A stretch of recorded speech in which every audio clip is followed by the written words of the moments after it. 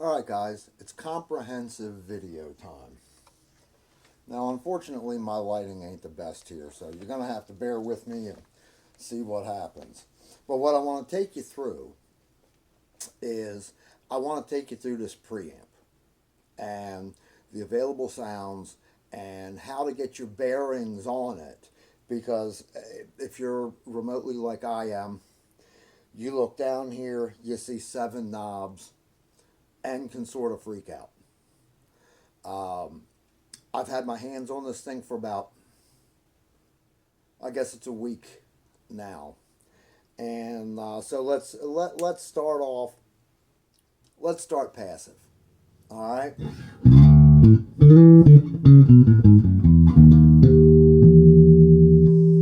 Volume and blend. You've got the top knob is volume.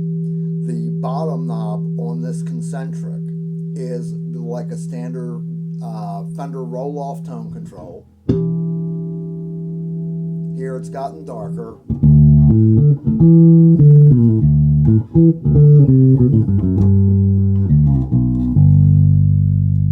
Okay. The second knob in the series is a pan switch. It's a pan between pickups. All the way clockwise is the front one. At the detent, it's both of them. And rolled counterclockwise, you head back to bridge pickup.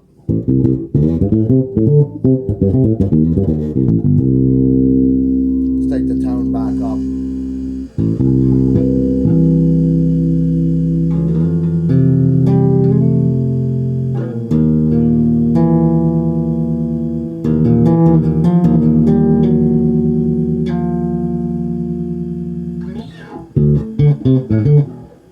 Pretty much a standard jazz bass at that point in time, if you forget about this last series of knobs. Okay, so utilizing, you know, just the first 2 or 3, depending on how you look at it. There's tons of tone in there.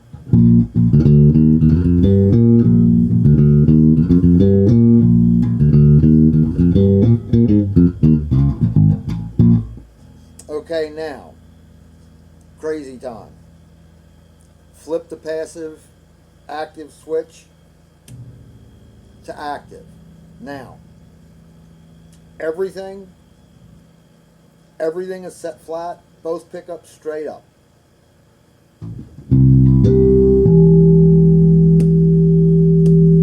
I've heard some people say that the pickups in passive mode are kind of anemic. That's wrong, because with everything set flat, your volumes are identical.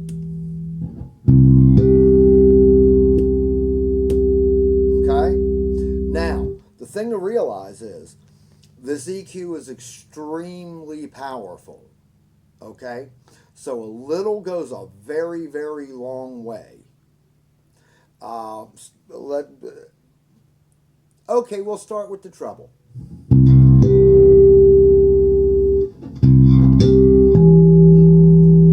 That's wide open, that's extra crispy. Okay, you agree with that, don't you? Good, I thought you would. Okay, now, for now we're going to bypass the mid-range control. Let's go to the bass knob.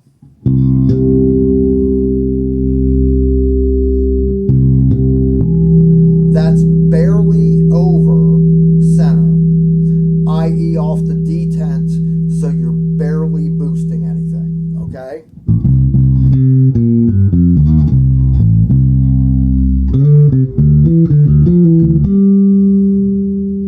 But here's the amazing thing about this EQ, unlike on a lot of other instruments that are out there as far as the active EQ goes, the bass control on this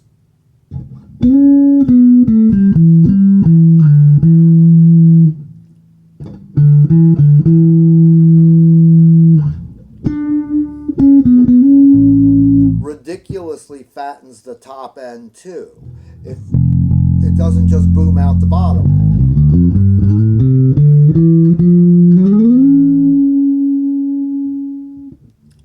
So that's a really neat thing. Now, just for the fun of it, I'm going to shove this thing all the way up, which is wonderful if you're in the islands, or if you're someplace where you're doing a reggae gig, you know.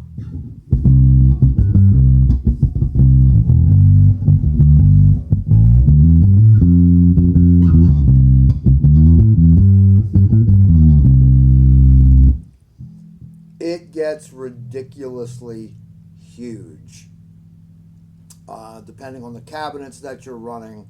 If you're running 15s, God, if you're running an 18, there's going to be no bottles or pictures on the wall or anything like that. So be very careful when you use that. Okay, like I said, a little goes a long way. I'm gonna play a little chord here, and I'm gonna just take the bass control right off of center, just boosting.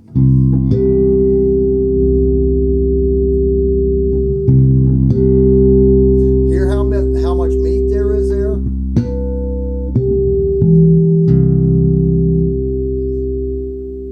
So, I mean, if you're a guy that plays a lot of harmonics and whatnot like that, the bass knob is going to affect that as well. Okay, so now here we go to the magic knob. I call this the magic knob because this is where control over, in my opinion, everything with the bass happens. The best way to figure out what frequencies work for you and your amp is pretty simple. I say, let's start at the top frequency, take the volume control for the mid-range, take it up about halfway. Okay, now, we're going to do the same thing, because and I'm playing the same basic thing so you can actually compare differences in these tones. That's with the frequency as high as it'll go. Okay, now, what I'm going to do is I'm going to play this again. I'm not going to talk. I'm going to sweep it.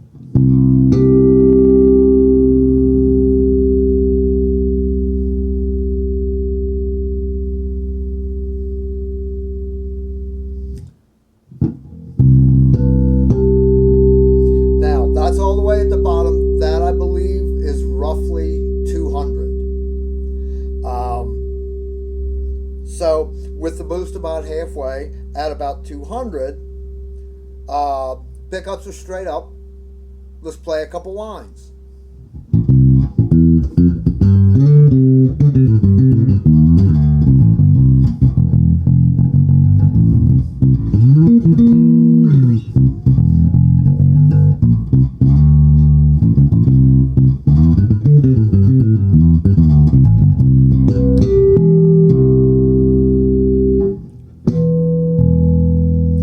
Okay, now,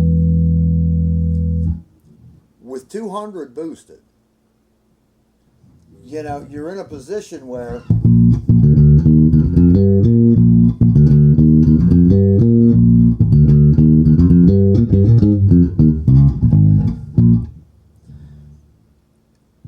you've got what I call fake bottom. You're down in the low mids where it's going to push. This is going to allow you to play a lot louder live, and if you're fortunate enough to have a sound man, you're not going to pose him any grief. But with 200 boosted now, I'm going to just take the bass control slightly turned up off of the detent and listen to how huge this thing gets. Bear in mind, I'm still on center with the pickups. So it's an equal blend of both of them. Listen to this.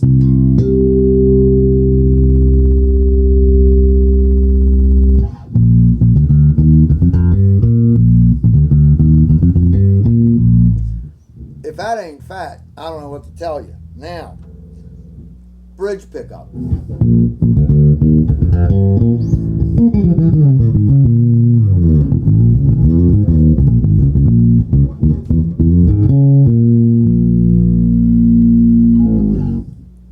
Your bridge pickup is going to be 100% usable for a lot of people that like more of a Music Man sounding kind of bass. You can really sit back there and ride the bridge pickup and get all the meat and potatoes out of it that you want working with these two controls. Let's go back. We're going to go back to center with no boost on the mid-range. And here again, preamp flat, bass is flattened back out.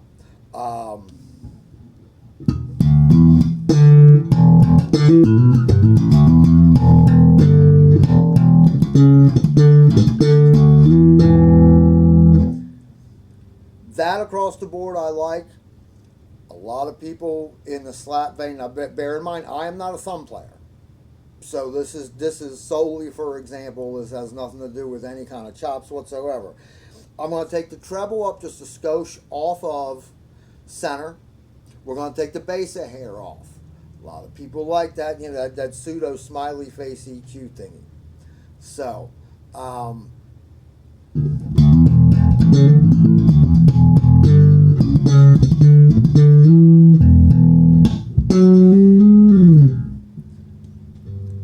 for some, that works. Back to flat. Now I like to dial in a little bit of mid-range on that instead of boosting bass and treble.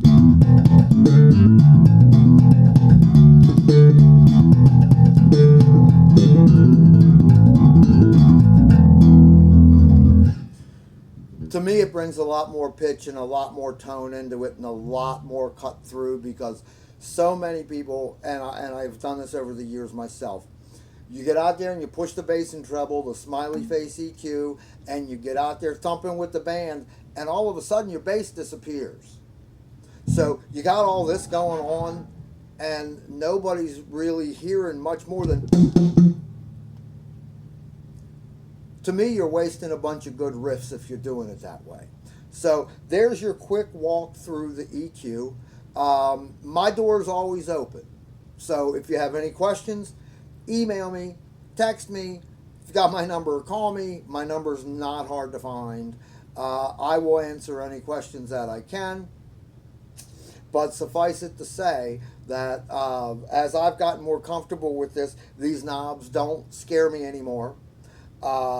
They're extremely versatile, and be careful not to blow your gear up, because with as much guts, I'm not going to thumb this thing, but I just turned the bass and treble wide open.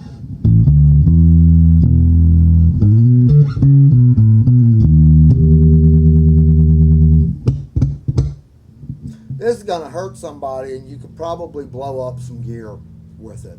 So just, you know, use your head.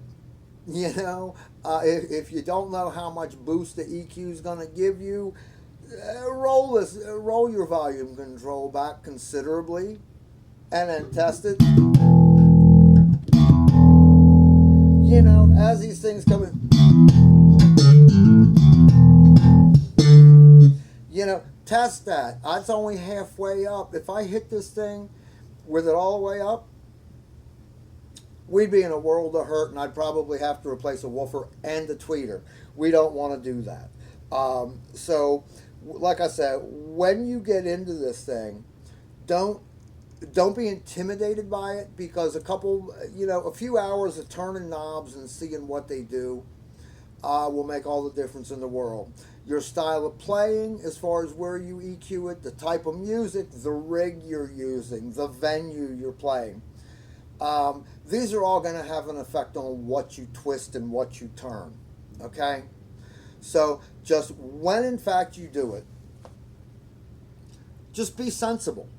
You know, sensibility is the whole key to this. Sire has built one absolutely amazing instrument on any level you're looking for an instrument on. This is going to cut it for you. If you get the bass and you're scared to play with the EQ, but you really want to go out and play it live, flip that switch to passive. It shuts these off. Now you got bass, blend, and a passive tone control. You know, I did half of my gig on Saturday afternoon in passive mode.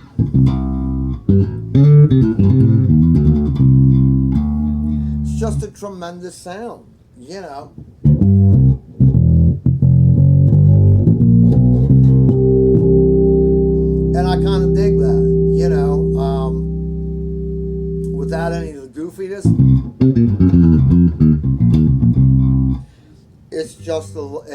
just an incredible sounding bass. So, oh, and one other thing, it's been my experience, and this has nothing to do with Sire. This has to do with everybody. One thing with a bass with a jack mounted on the bottom, like this is, I highly recommend a 90-degree plug, okay? A 90-degree quarter-inch jack. Reason for that is, if you've got a straight one, you've got a lever that you can mess the jack up with. In the event you run a 90-degree, it's no longer a lever. The jack will last you forever, okay? That number one. Number two, if you live in an area that's ridiculously humid, you know, any of the Gulf Coast, Texas, Florida, Louisiana, go through your house. I know you'll find these. Those little silica packets that come packed in every piece of electronics you buy. Start saving them, okay? Lift your plate here and put one of those silica packets inside. What that's going to do is it's going to keep moisture buildup under your chrome from building up and screwing up your electronics. It's basically going to keep it dry. I do it with everything, just because it's a safety net that you can't beat. It's going to keep your knobs, your controls from locking up because of moisture and grime and whatnot like that. If you can keep them dry, any grime's not going to stick that gets in there and whatnot like that. So I really hope that this has been helpful for you. I've been meaning to do it because I think that everybody, it's easy for anybody pretty much to really get a little bit crazy with this. So I tried to make it easy. This will be on YouTube. Hoping maybe Sire will put it on their site. So you can go back and you can review this. And if it wasn't helpful, call me a crackpot and you don't have to watch it again. But in the meantime, hopefully this will explain somewhat, kind of like an active textbook for this. If you're on the fence about buying Sire,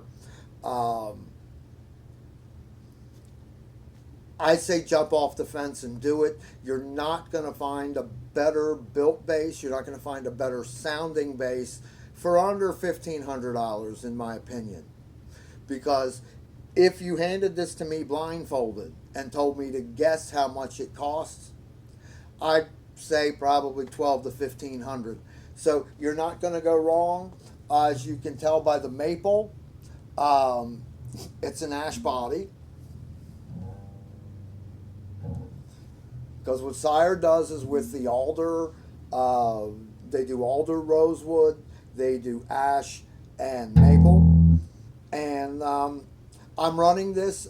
Everything you've heard has come out of a Fender Rumble 350 head set totally flat. Yep, set totally flat into a Fender Rumble 112 cabinet. So, you know, I'm not getting this sound out of an Aguilar. I'm not getting this sound out of a Mark bass. I'm not getting this sound out of any quote-unquote high-end boutique amp. Okay, this is an off-the-rack Fender.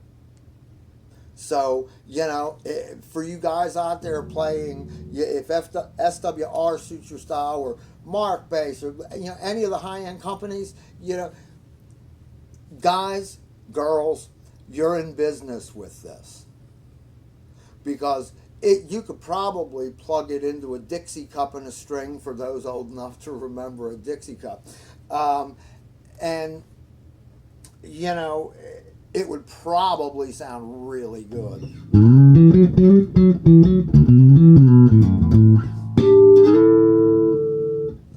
So, do yourself a favor, if you own one of these, take a minute, or however long this is. I don't think I can do anything in a minute. But, you know, check it out. Take a look-see at what's up. And, yeah, hopefully it'll help you get your tone. Peace. I hope to see you on the other side.